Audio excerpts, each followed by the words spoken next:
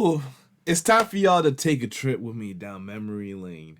Now, if you didn't play 2K18, bro, I ain't gonna lie.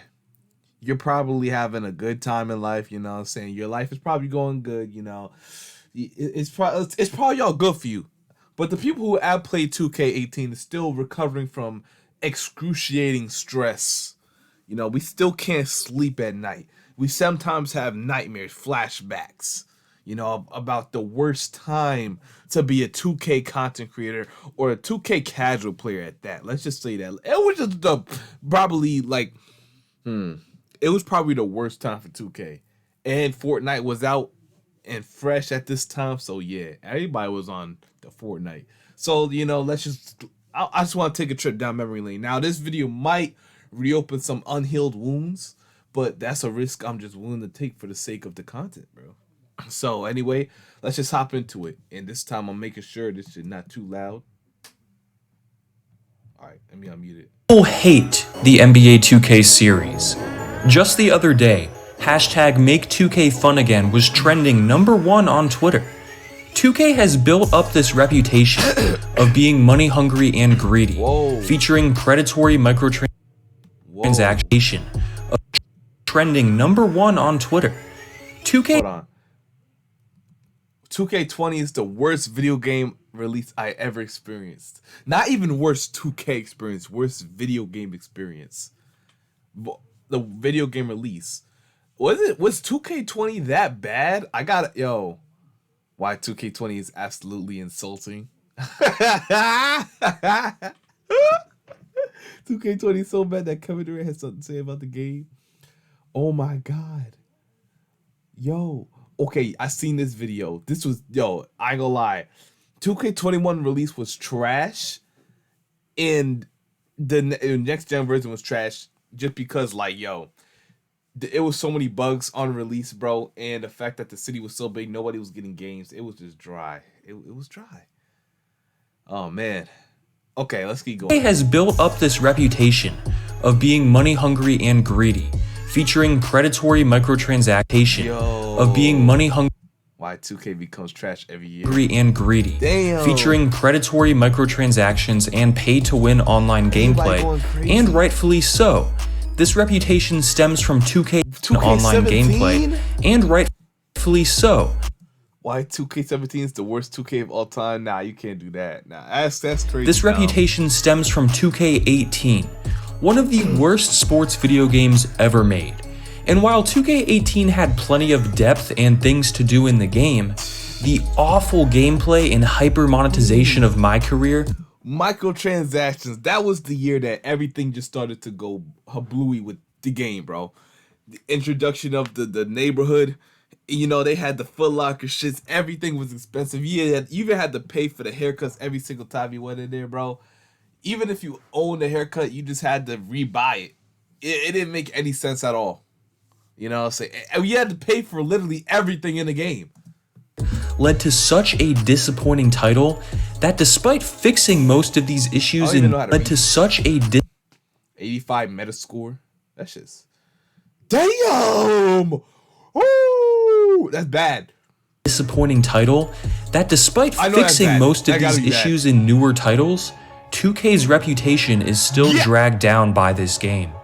For example, I have seen countless people on Twitter mention that 2K is worse than EA, for example, because they charge you VC for haircuts. This was true in 2K18. To be respectable, they was just down bad that year. They were just so down bad. But in every 2K since, haircuts were free as 2K tried to right their wrongs. Now, I'm not trying to say 2K21, for example, is perfectly reasonable with its microtransactions, because it's not, and I criticized this in my recent review of the game. But it's telling that people hate on 2K for things that no longer apply. It seems like 2K18 was so bad that a ton of players decided to quit buying 2K games altogether as a sign of protest.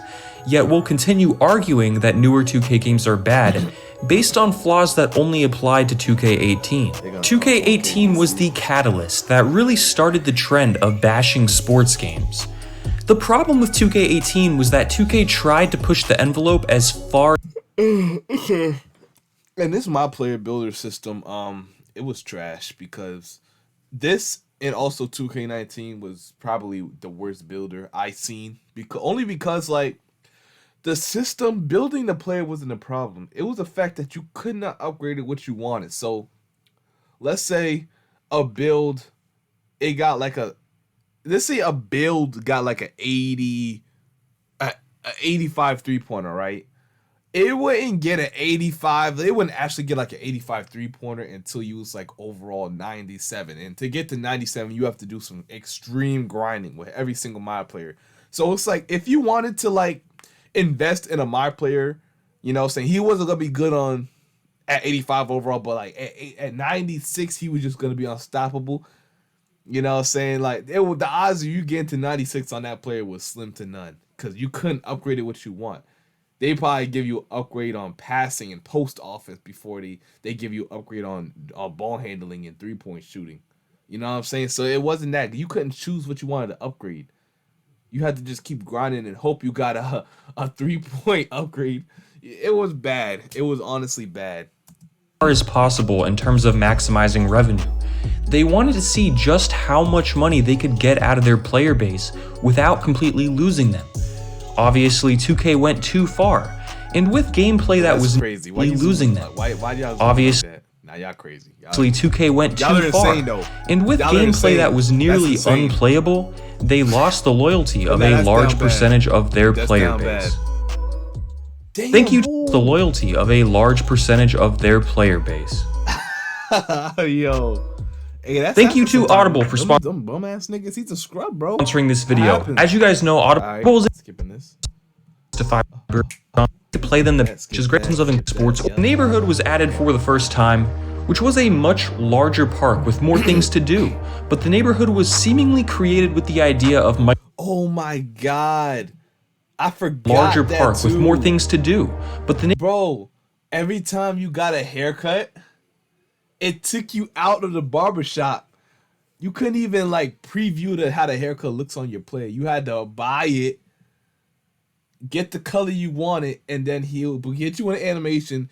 Your my player will leave the barbershop, and if you didn't like it, you would have to go back in and repeat the whole process. And then sometimes there was a whole unskippable cutscene for like 5 minutes that you had to watch because it was unskippable. Oh my god! Before you was even able to get a haircut anyway. It'll be happening at the most random times too. Your guys waiting for you in park. Yo, I got a cutscene, bro. Hold on. You gotta wait 10 minutes. You couldn't even skip it. Like, all right, the cutscene's gone. Yo, this was the worst 2K, bro. I do not care. This is the worst 2K. Neighborhood was seemingly created with the idea of microtransactions in mind. The grind was unbearable. Not only did it cost a ton of VC to upgrade your player, but things like haircuts, clothing. Not only did it cost a ton. Like, the fact that they made me upgrade post offense on a playmaking shot creator build. They made me upgrade post offense on my pure sharp build when I had it back then. They made me upgrade what they made me upgrade? They made me upgrade my damn strength. They made me upgrade my damn vertical blocks, rebounding, all of that before the stuff that actually needed. My 3-point shots and my ball handling. They made me upgrade all the garbage stuff until I upgraded the good stuff. When in normal, that stuff probably won't even get touched until I finish upgrading my 3-point, maybe mid-range, and dunks, ball handling especially. It wouldn't get touched. A VC to upgrade your player, but things like haircuts, clothing, tattoos, and shoes were insanely expensive. Hey, I did the tattoo glitch, my boy. I did the tattoo glitch. I ain't got any free tats around here. As well. As a rookie, you barely get minutes in games, so earning VC by playing through your games was basically a lost cause in your first season. This game wanted you to buy VC, and it made the grind to become a good player as difficult as possible without doing so. Playing games in the neighborhood really showed how big of an issue this was. You could tell when you were playing someone who spent money on the game. Oh yeah. I even forgot, bro. The worst part about the game is the park. Not even, did he call it the park? All right, well, yeah, the park. Well, I'm not saying about the gameplay, but let's say if you was on a 10-game winning streak, right? As soon as you get to the park, it'll be fine, bro. But as soon as you hit that, like, as soon as you get deep into like that 7th game, 8th game, it starts to get choppy. It starts to lag crazy. You know what I'm saying? It gets crazy frame rates. And like this was a problem for everybody. It had nothing to do with your internet. It had nothing to do with the servers. It was just the game was just poorly made. Even though the servers was bad, it wasn't you at all. Because the game forced everybody to buy a PlayStation Pro.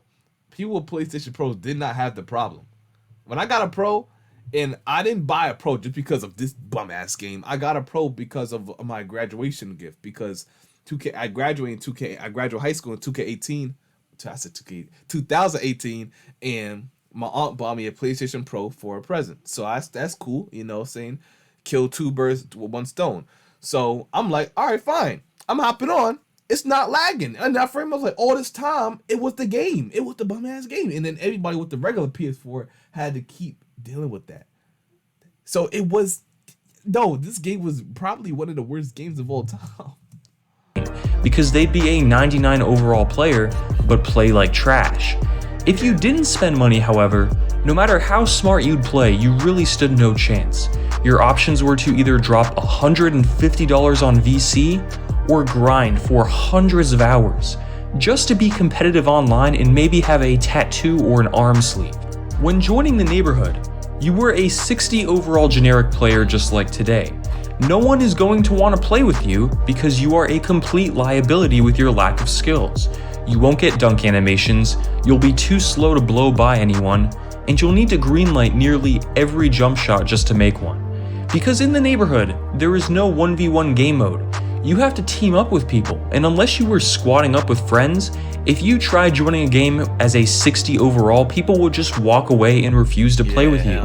So basically, there was a paywall to simply play in the neighborhood. Of course, this issue is still present in recent 2K games, although the grind is a bit more manageable and cosmetics are either free or much easier to come by. Still, 2K18 basically normalized the pay-to-win online competitive issue commonly seen in all sports games today. And the blow-bys, man, the blow-by. I'm not gonna get into the blow-bys until he gets into it, but just know. Y'all heard that story here before. And because they went to such extremes with it, simply dialing it back a bit in 2K19, 20, and 21 led to games that weren't as bad of a grind but were still pay to win at heart. Most park players today will pre-order the most expensive version of the game just so they can instantly be an 80-something overall and compete. $60 no longer buys you the full experience anymore, and 2K18 set that trend. The greediness of 2K wasn't even the worst part of this game. Gameplay was atrocious. On the surface, gameplay sounded great. Here's a Reddit thread from where 2K was hyping up the game pre-launch. They claimed that pre-canned animations were gone, and player attributes determined everything. This got people excited and obviously sounds amazing. However, in the actual gameplay, this wasn't true at all. Nope. Animations drove gameplay that year. Nearly any player, regardless of their attributes, could blow-bys. Yep, I heard it. So it looked like he's playing my team, right? It looked like he's playing my team. I'm trying to tell you, blow-bys was such a problem in 2K18. It's like, Jesus, like, and they would not fix it throughout the whole year. You would think the game was just not even real. Like, this couldn't even be basketball at this point. This had to be some type of NBA Jam type game. You know what I'm saying? Like, it got so bad, I remember somebody was abusing me with LeBron. It was a pink diamond or Galaxy Opal. It was a pink diamond LeBron, man. 99 overall. He was just blowing by me, 250 pounds. I couldn't even do anything, man. It was the point guard LeBron, too, because you know they be dropping point guards, show them all four LeBrons. Crazy LeBrons this year. Man, I swear, I almost broke something, bro. That was the first time a 2K game almost drove me to tears. I swear to God.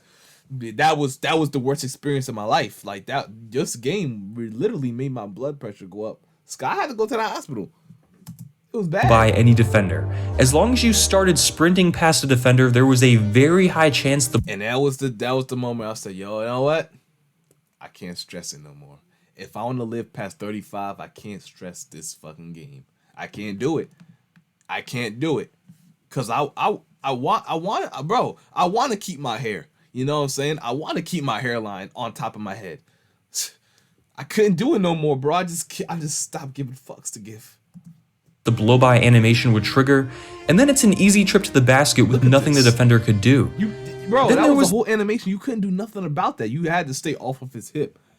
It was so annoying because defending was way harder than it should have been because of this. You had to stay off. If you got him, if someone got you on their hip, they're gonna score. The insanely weird change to layups. Sometimes there would be a layup meter, sometimes there wouldn't be. It felt completely random. You drive in for a layup, be completely open, and just miss. If there was any defender anywhere close to you, you'd miss an easy layup. This was the 2K where missed layups happened all the time. It was infuriating. Oh man. They tried to make turnovers and loose balls less animation-based, but this resulted in players being unable to handle easy passes and loose ball scenarios being an ugly ragdoll mess. 2K19 fixed most of these issues, but man, it seemed like everything 2K18 tried to implement failed miserably in execution. I've noticed in recent years hating on sports games failed and the running miserably in execution. It was bad. It seemed like everything Scooby-Doo effect. You know how those Scooby-Doo characters they move their legs and all that before they actually run. That's how 2K18 tried to implement. Look at this. Failed miserably in execution.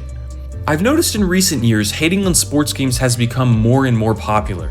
Despite being a terrible game, Madden 18 really wasn't hated as much back then because people really didn't have that mob mentality where they were fed up and ready to unionize against a game. 2K18 was the real start of that. If you go on Metacritic, the user score was a 1.6. 2K17 was a 5.8. That's quite the jump. 2K went so hard with microtransactions, and combined with the awful gameplay, players actually got fed up and trashed the game. In a sense, 2K18 could be seen as a good thing, because this game basically woke up the majority of sports game players, as well as casual gamers from all genres. And due to how terrible the game was, it started the trend of demanding a better product from sports game companies. At the time, players were so fed up they started hyping up. Nah, going from a game like 2K17 to 2K18 is crazy. Yo, that flip is crazy. I ain't gonna lie. That's enough to make you want to cry. I would have been one back to 2K17. I was willing to play a whole nother year of 2K17 if it meant I would not have to play 18. I promise you, I would have just made hella builds. I promise you. NBA Live 18 and 19 the next year, a game that was worse than 2K overall, but didn't feature the same predatory pay-to-win tactics in the career mode as 2K did. That was the new standard. 2K18 also proved that consumers do have at least somewhat of a say when it comes to what these companies can get away with. The online backlash towards 2K18 was so extreme that 2K made changes to the game's economy, making everything cheaper and reverting back to more reasonable pricing in 2K19. This showed consumers that enough noise can and will be heard to at least some extent. The funny thing is, as bad as the gameplay was and as pay-to-win as the online game modes felt in 2K18, the rest of the game was pretty good. Graphics were amazing for the time and a huge improvement from 2K17. Yeah, a ton of new classic teams were implemented. As flawed as it was, the neighborhood was a cool idea and very innovative. Presentation was fun. Custom t-shirts, man. Flawed as it was, I missed that. Neighborhood was I missed that, man. I missed those until people started abusing it and putting racial slurs on it.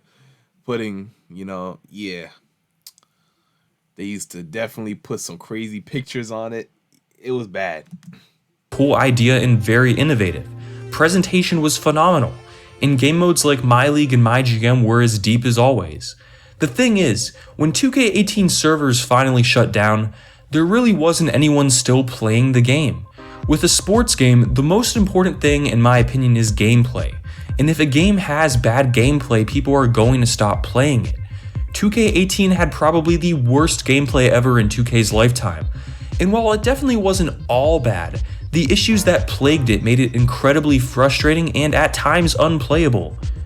2K17 really wasn't that good. It was an average 2K plagued by serious server issues at launch, but people seem to forget how bad the launch was. Today I get comments all the time on my 2K16 video where I called that game the last good 2K. People call me stupid because in their opinion, 2K17 was amazing. 2K17 was universally hated at launch. The thing is, 2K18 was so much worse that people retroactively changed their mind on 2K17. 18 made 17 look good, and combined with nostalgia, people now think highly of 2K17. I think most people can agree that 2K18 was awful, however. It showed promise and, to be fair, tried to innovate in terms of gameplay, but the execution was so poor. And combined with the terrible implementation of microtransactions and one of the most poor, and combined with the terrible implementation of microtransactions. Oh my god, it felt like he was gliding, bro. Like it just looks like it was so poor, and combined with the terrible the moving animation, implementation of microtransactions and one of the most tedious grinds in any $60 video game ever, the game was a bust. While the general consensus on 2K17 seems to have changed as the years have gone on, I don't think that will ever happen with 2K18, because it was just that bad. And to this day, 2K still hasn't recovered from a reputation standpoint. The new NBA 2K games are some of the most hated games ever, and it begs the question, if 2K18 wasn't such a mess, would 2K's reputation today be any different? Thanks for watching. I don't know. It'll probably be at a better standpoint if they didn't release that fucking game, because I can't say 19 was that bad. I can't say 20 was that bad. 21 next gen would have probably been the more bigger hit because it would just been a buggy game. But we know 2K is capable of making a crazy bad game now. Like we know 2K is capable of, ruining a whole year of 2K. That's what we're scared of happening again. Please, nothing like 2K. The greatest 2K game of all time. Should I watch this? I don't know. We'll see. But anyway, I hope y'all liked the video, man. Leave a like, comment, subscribe. What was the worst 2K for you guys? And what was the best 2K? All right, for the comment, best 2K, worst 2K. There, and let me know. For me, the best 2K I ever played, well, 2K15 was the most nostalgic. The best 2K I say was 17. I ain't gonna lie, it was 17. And the worst 2K was 18. So yeah, I guess it was, yeah, that's it. I'm out, y'all. Peace.